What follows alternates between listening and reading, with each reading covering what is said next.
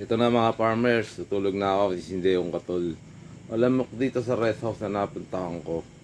Ang tatalino ng mga lamok dito mga ka-farmers. No, daming lamok. Nugat-sugat na yung ano ko. Mga farmers, dito ako sa isang lugar na malayo na naman mga farmers.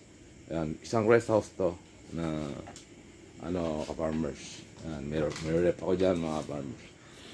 Ang sabi sa akin ng teacher ko noon, utak lamok daw ako. Pero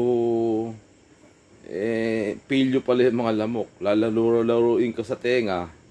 Tapos pagka hindi mo sila pinakinggan, kaagatin ka, papaluin mo, umiilag pa. Maglagay ka ng kulambo, may butas yung kulambo, papasok pa sa loob kahit madilim. Kahirap ng ganon. Dito ngayon ang lamok dito mga ka-farmers. Sa isang bukid kami pupunta na naman mga farmers para maggamot ng mga gulay ganon sa bukid. Hirap dito ka-farmers. Ayan, dito ako matutulog ngayon. Ayan yung lamesita. Ayan, ayusin ko pa yan mga farmers. Ayan, may speaker pa ako mga farmers. Siyempre, hindi ko alam kung ano gagamot ko sa lamok na yun. Ang pipilyo.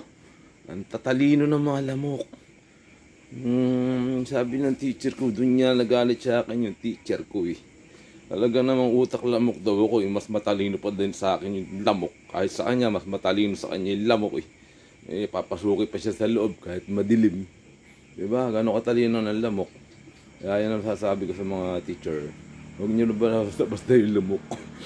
Lalaro-laruin ka nga pilyo Tapos pagka hindi mo pinakinggan, kaagating ka mga farmers, natalino yung lamok.